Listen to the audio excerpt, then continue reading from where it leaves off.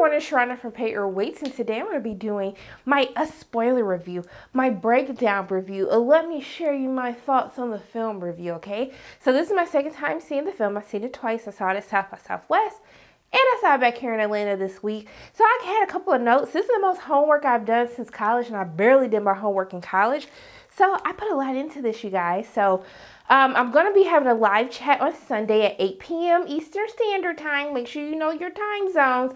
We're going to do a live chat. I want to hear everyone's thoughts. Let's talk about this movie. Let's break this down. I just want you guys to join me. We're going to fellowship, and we're just going to talk about us, how we felt about it, what we liked, what we didn't like. I want to hear from you guys. So make sure that you stay tuned, that you're subscribed, you got the notification bell on so you know when I go live, because you don't want to miss it. I don't want to hear nobody's mouth saying I didn't tell anybody ahead of time. So going into this film, so I still love it the second time around. And I saw so many different things the second time watching the film than I did the first time, which is why I said this movie is definitely going to need multiple viewings. But before I get started, let me show you my little shirt I got. Yeah, okay. Sorry, y'all know I'll be extra. So going into this film, we see that the film centers around the Wilson family. They're doing their little family vacation. They're going to the beach, you know, for the summer or for a little trip. And so we see that Adelaide is just kind of she's having a hard time with this, okay? We see that she has apprehension when she wants to go to the beach. And that is because we're given a flashback into her past when she was a young girl. She's at the carnival with her parents, okay? And I said, yeah, hi, I see you, boo. I see you, Candyman. I saw you. I'm here with you. And so we see that he was given one job. He had one job. Watch the baby while I go use the bathroom. That's all he had to do. But did he do that? No, he did not, y'all. So she wanders off. And at first I thought she was going to drown. I was like, Lord, I cannot watch this little kid drown. I know she ain't going to die because she's still here with us. But I was just like, I can't go through this. But instead, she wanders into this place called Vision Quest, Find Yourself, which I'm going to talk about a little bit later. And basically, she's going down this wall of mirrors, or the hall of mirrors, whatever you want to call it. And then she stumbles upon, she sees her reflection, but she's not staring at herself. It's to the back of her, but it looks exactly like her. And so the young girl turns around and it looks exactly like her. She looked crazy. I'm looking like, where the hell she come from? And then it cuts to black, and then we go to present day as we see the family getting to their house, getting situated, getting acclimated. And I was just like, okay, like I wonder how this is going to play into the end. But we see that everything is going fine and dandy. They at the beach, they meet up with their friends, and then we see that her son goes missing, and then she freaks out, and we were like, what is wrong? But then we realize he almost wanders into the same place where she wandered into. And we're going to talk about that a little bit later. But one of the things that I do want to point out is he's standing looking at this character who's standing with his arms out, and you can see that there's blood on his hands. Remember when they were pulling into the beach that they saw the ambulance, and the ambulance had a man who had died, and he was holding a sign, okay? And so we later realized that the man who was on the stretcher dead, we assume he was dead, was the same guy who was holding the Jeremiah 11:11 sign when Adelaide was younger. She was wandering around the carnival, and we see that the doppelganger was the one who actually stabbed him, or the untethered, to untether himself from him. So before I get into anything else, since we're talking about Jeremiah 11:11, I want to talk about the significance of that scripture. And this is going to give me some brownie points with my mama, y'all, because she mad at me. So I'm going to be like, hey, mama, you taking me to church and Bible study. It paid off, okay? So I'm going to read the little scripture just in case you guys haven't looked it up. So Jeremiah 11:11 says, therefore, thus says the Lord, behold, I will surely bring calamity on them, which they will not be able to escape. And though they cry out to me, I will not listen to them. So the theme of this passage that comes from Jeremiah is they're talking about the broken covenant. And so they're talking about when this is God talking to those who were the inhabitants of Jerusalem. So he led their ancestors out of Egypt into freedom, where they were given the land of milk and honey, where everything was fine and dandy. The only thing that he ever told them to do was continue to listen and follow my word. And so this comes from him saying that because when they were delivered into the promised land, that basically instead of following me, instead of living right, they decided to follow the lust of their heart. They decided to desire the evil in their spirit, and that they decided to worship idols, to not follow God, and to worship other things that don't necessarily matter. And so God said that he was going to invoke a wrath upon them. And when they cried out for help, he would not be there to save them. And so we can kind of relate this in the movie where we see these two middle class, well, the Wilson family is middle class, and also too the Tyler family, they were just living life. They had Ophelia, which is like Alexa. They just had everything. They had a nice little summer house. And so we see how, you know, Gabe was so excited about buying a boat. And then Kitty was talking about how she had all this plastic surgery done, and just everyone seemed like they were into all this stuff that really didn't matter. And so when this bad thing happens, when they're doppelgangers, when the untethering happens, we see that they're like, you know, they're trying to cry out like, what is going on? What is happening? But no one is getting help at any part of the U.S. at this point in time. And so I just wanted to give a little background to that scripture, and hopefully it makes a little bit more sense as to what's happening in the context of where Jeremiah 11:11 comes from. And Daddy, if you watching this, make sure you make Mama watch this so she can see that, you know what, I still love the Lord as well. Okay, I'm still saved. Okay, yeah. So going back into what happens in the movie, and one of the first signs that we see that this ultimate switch that happens between Adelaide and Red is when they first come in contact with the family. And so when we see the family sitting down, and when Red is actually speaking, which is the first indicator, because none of the other people can actually say anything. You can see they're making these weird noises, and even when Abraham has Gabe on the boat, you can hear him communicating out, but he's not saying words. It's kind of like this unspoken language of sounds that they have with one another. So when Red actually is speaking, that's one of the first signals that, hey, a switch had to have occurred, because why is she the only one who can speak and no one else can? And so her story that she goes into really gives us background as to what is happening with these people. So we see that in the beginning of the movie, Jordan Peele decides to tell us that there are things that happen in the underground. There's abandoned subways, abandoned mine shafts or mine tunnels that people don't use anymore. So the government was experimenting on cloning. And so basically the gist was they were trying to clone people to use their clones to control the people above ground. And so what they didn't realize is that they can clone them, but their souls weren't necessarily connected to one another. So there was no way for them to control the people in the above ground. Really, the people above ground were controlling the people in the underground, which is what we saw as people were kind of reenacting what was happening up above when we go back to see what happened that night that Adelaide was actually switched with Red. And so we learned that from Red's speech that she gives when she said there was a girl who lived in the shadows. And so she's basically giving this story on how when Adelaide met Gabe, then Red was automatically tethered to Abraham, which was Gabe's doppelganger, which we will say.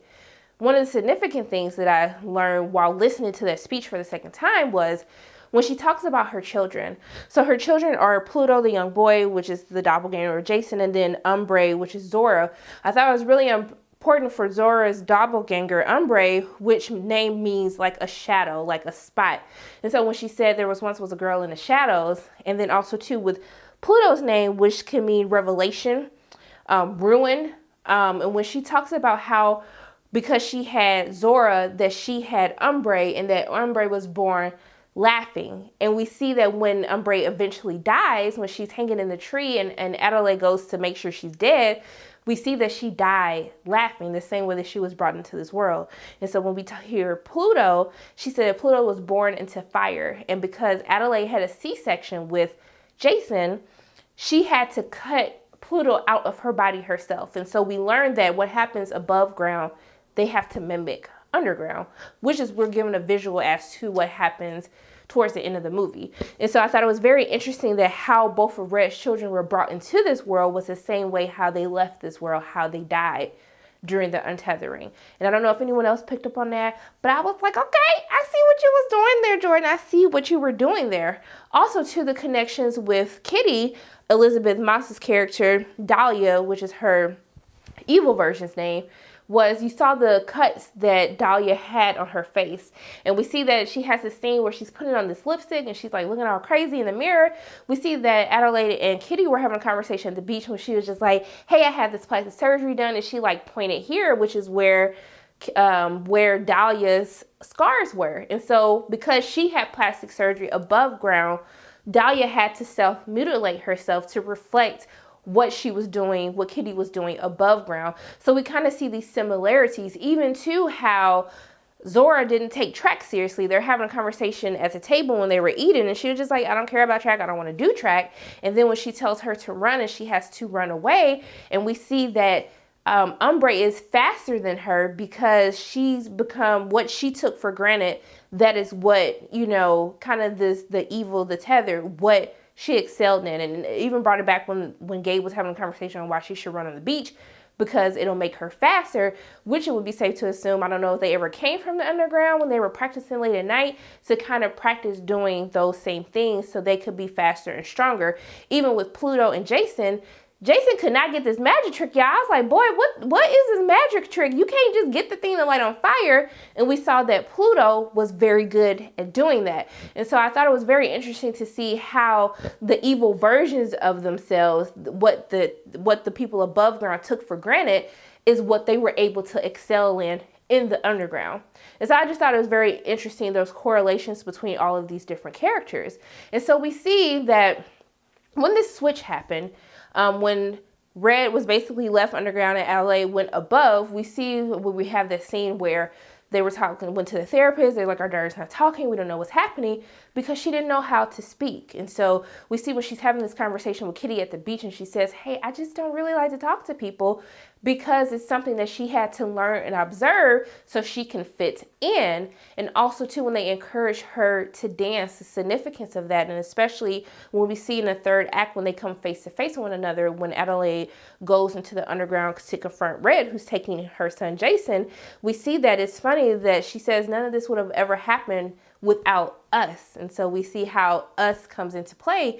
And she talks about how if you would have never learned how to dance, I would have never been able to do what I did. Like, God brought us together for a reason. And because she danced, then Red was able to dance underground. And then the people underground were able to take notice that she was different from them, which was able, they basically worship her as a god. And she led this whole plan out, because we see at the beginning of the film when she's left in the underground, that she has her Hands Across America t-shirt on. And so the significance of Hands Across America, it was actually a real thing that happened in 1986. I wasn't alive to see this, but it was real, y'all. And so it was kind of this movement where they wanted to raise money to help the hungry and homeless in Africa. And so everyone decided that on this date, I think it was either March or May 25th, 1986, that they decided they would create a human chain across the U.S. And so the money that they raised, because people had to pay to participate, would help feed the hungry. So she was left in that shirt, and so she had that shirt posted, and that's where she got the idea to orchestrate the untethering, when they would disconnect from their above ground self and basically free themselves from the underground. And so that's the significance of the red. That's the significance of how they were creating the human chain throughout the film, even at the end when we see how this spanned across all of the U.S., which is another great twist, because we thought that this was an isolated incident, but this was happening simultaneously across the entire country, which led to even more of a shock value while watching the film. And so I don't know where the heck she got these scissors from. I don't even know how y'all got these like outfits together. Did y'all go steal some yarn? I don't know. But going into the significance of the rabbits, when she was telling the story in the beginning, she talks about when you ate, we had to eat, they had to eat the raw rabbits. And so they were eating raw rabbits. So whenever they were eating, they had to mimic eating. And that was the significance of the bunnies. And it could have been in the beginning, the bunnies were first used for the cloning. And then they had to use them when they stopped cloning them. Then the people in the underground had to use them in order to mimic eating, which is why Adelaide could have been eating strawberries. Because I was like, how everybody else got this fast food and you just sitting up here eating strawberries? I was just like, this don't make no sense. But that's where I'm assuming that came from. I'm trying to think, what else did I need to talk about Those are the main breakdowns. One of the things that I do want to throw out is at the end of the movie when we see that she goes into the underground herself to confront her. We see that the boy's kind of been looking at her crazy this whole movie. So one of the first times that he does look at her crazy is when she actually ends up killing one of the twins when they're at the Tyler's house. And we saw that she kind of had this weird like noise that she made, this kind of aggression when she was killing these people. And he was kind of staring at her when like she went back to get the keys. He's staring like, girl, what is wrong with you? And so we also saw that, you know, he heard what happened when she killed Red in the underground, and she made that same noise that everybody was making to communicate with one another, which is another instance, you know, where we see that this switch has happened. And so that's why he stares at her at the end, and he kind of looks at her and she looks at him. And he's just like, well, damn, you was like the switch person this whole time. But I guess he was just like, well, you've been my mama the whole time. You didn't try to kill me. You tried to help us. So I guess that we're okay at this point. And we don't know what's going to happen. I would have to assume that the untethering is only happening within the U.S. And also another significance of that is when she asked, who are you guys? She was like, we're Americans. She didn't say it like that because she had a creepy voice. But which leads me to believe that this was a government experiment that was happening. It was abandoned. I don't know if when they started following her, they might have killed the people, or they might have just left the people. But with the government, they seem to be the people who clean up their messes to basically like kill off like what didn't work once they realized they couldn't control these people. So I guess that's another thing. That was one of the things I wanted more explanation as to who started these experiments, who were behind these experiments. But that's pretty much what we're given. We kind of just have to go with that. Just as we have to go with, we don't know where the hell all these like red costumes came from, how she was able to assemble all these people over the entire country, because when we find out it's not an isolated incident. So I guess that's just some of the stuff that we had to just accept. But there's some things I need to talk about. And we got to talk about Winston Duke, y'all. Why was Winston Duke such a punk in this movie? And I didn't realize it as much the first time watching it as I did the second time watching it. But I was like, sir, first of all, you keep talking when you're not supposed to be talking. This is not the time to be making jokes right now. Even when she was like, Gabe, I want to be like, yes, Gabe, can you shut up? Or Abraham, can you come take care of Gabe? Because he's causing too many issues right now. Then, how did you let your wife go to the underground by herself? Like, they took the kid, you saw her run after. I understand that you're hurt, I get it, but sir, that couldn't be my man sitting up here, you ain't doing nothing, you just in here hiding with Zora. I was just like, no, I just didn't understand. And when she checked him, when she was like, we're not listening to you no more, when he was just like, hey, let's just ride this out in the house, I was like, sir, that doesn't even make sense. You're in this whole glass house. Obviously, they can see y'all. Like, what were you thinking with that? I was happy when she checked him. But I also think that there's a significance with that, because we see that Adelaide is basically calling all the shots.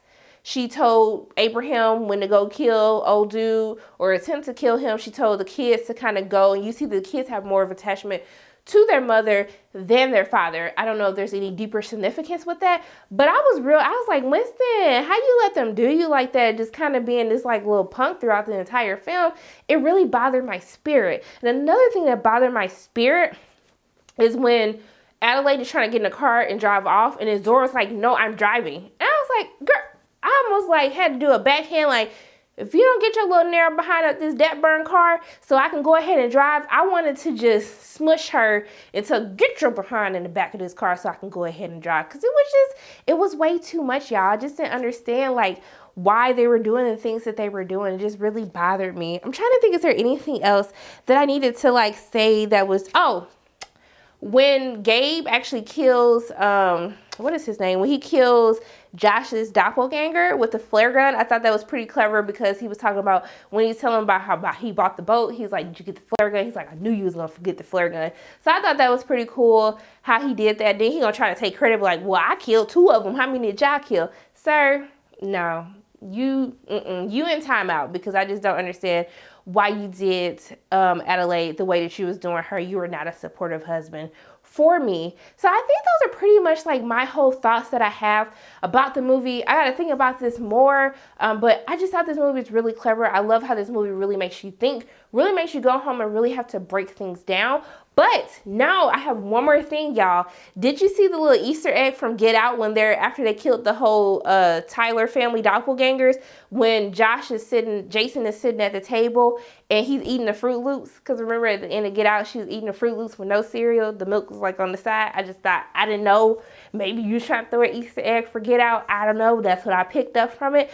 But overall, I just thought it was pretty cool. And then also too, with the Vision quest and the Merlin quest, because I think the names changed between when Adelaide was young and when Jason was about to go in. I love how it says find yourself, because I'm like, no, literally, if you go behind the little trick door, you can really go find yourself below. So I thought that was pretty cool as well. So those are pretty much my quick thoughts. I'm trying to think. Yeah, I mean, those are like my breakdown for the ending, what happened with the switch, the parts where it was just so obvious that we were looking for something so much more crazier that we totally missed all the context clues they gave us at the beginning of the film.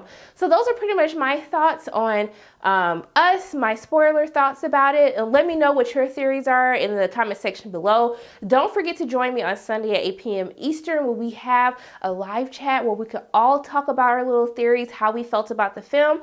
But as always, my name is Sharonda from Pay Your Weights, and if you like what you saw today, make sure you hit the like button, hit subscribe, share this video with your friends, and make sure you hit the notification bell, and I will see you soon.